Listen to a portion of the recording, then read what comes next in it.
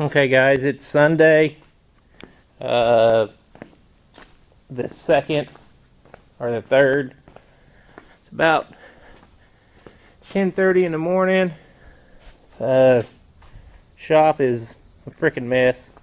I'm going to do a little cleaning today. Yesterday I had a buddy come over. We got the rear end installed. A couple updates. Right here, you know, I told you guys that there was a plate that went up in here for this upper link as a spacer plate and one on top. Well, after looking at it yesterday, that plate actually is a sandwich plate for your frame rails for that upper rear mount here. It's to sandwich your frame rail so you don't smash it in. So found that out. I put the third member in. Having an issue with getting, you can see there's a gap here, getting that axle to sit all the way. So what I'm going to do this morning is adjust it to make sure the axle sitting center and level, get my camber in it, and then I'm going to go ahead and pull off kind of the tire that I just had it mocked up. I wanted to set it on the ground, see the right height, but I need to get the rear housing centered properly, and then once I get that done, centered and cambered and adjusted properly, then I will come back and put my axles back in, take them out, pull the third member out, find out why my axles ain't going all the way in, and then put it all back in, and then I'll adjust my ride height and put my brakes on and everything. But that's kind of the plan today. I watched a few videos this morning on getting it aligned,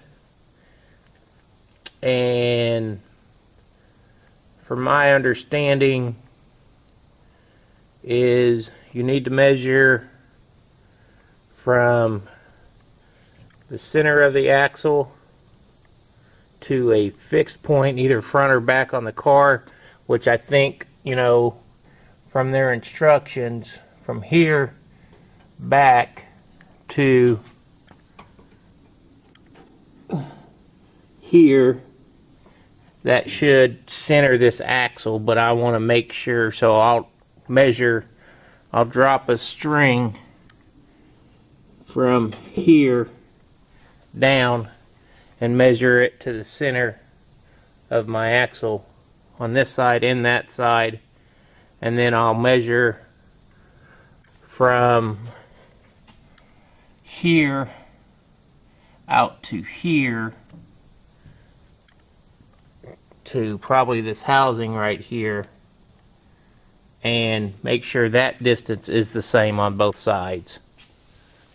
And then I'll put, everybody said to put a 2% negative pinion angle on this.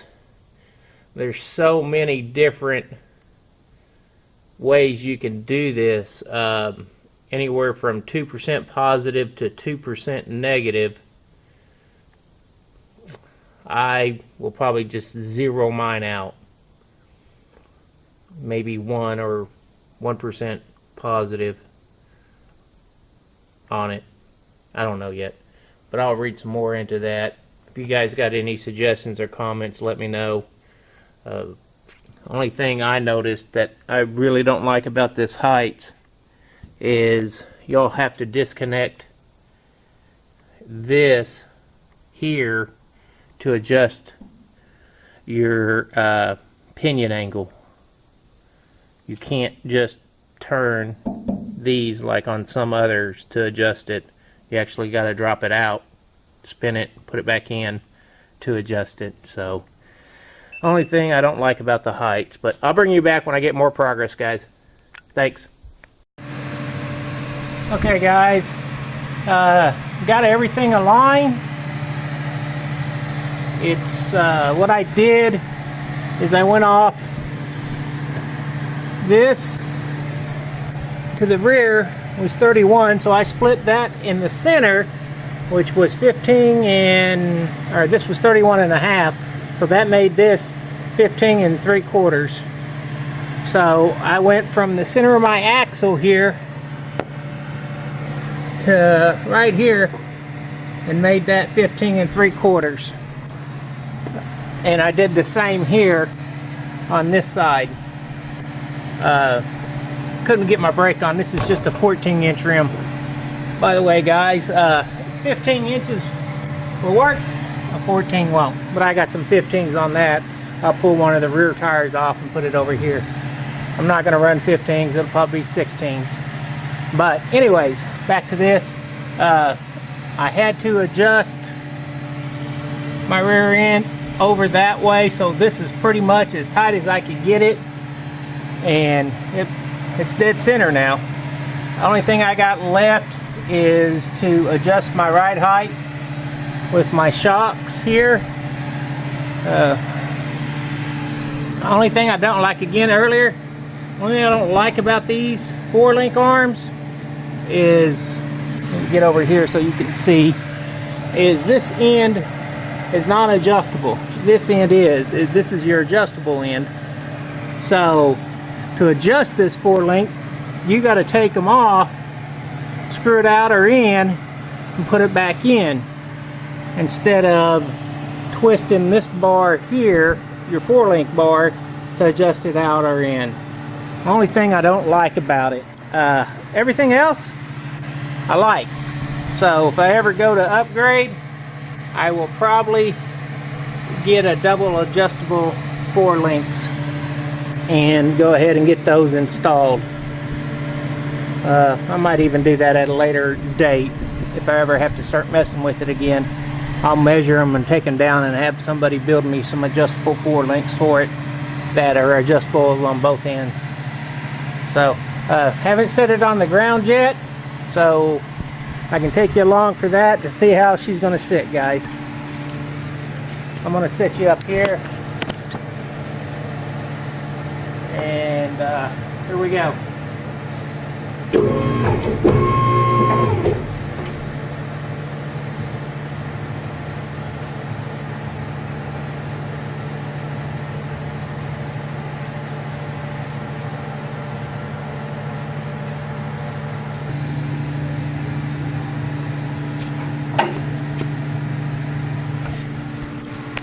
Alright guys, there it sits.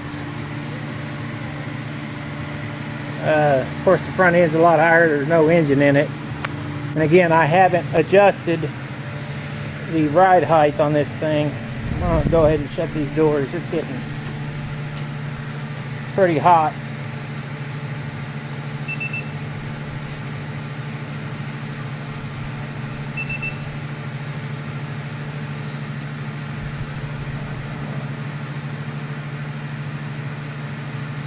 I'll bring you right back, guys. Okay guys, I'm back. Got the door shut, so I'll probably adjust the ride height a little lower, not much. Let me bring you underneath the car so you can see what it looks like here.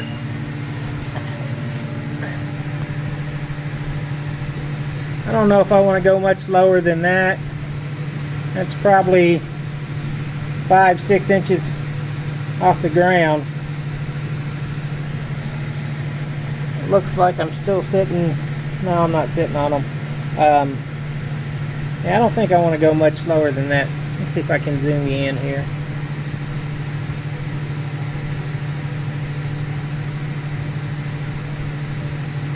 That looks about 6 to 7 inches off the ground. Not really. Well, I guess that's not going to matter if I lower my shocks, huh? Well, I'll play with that some tomorrow, and if I change anything, I'll bring you guys back. Alright guys, thanks for subscribing, leaving messages, and liking my videos. And we'll see you tomorrow. Bye.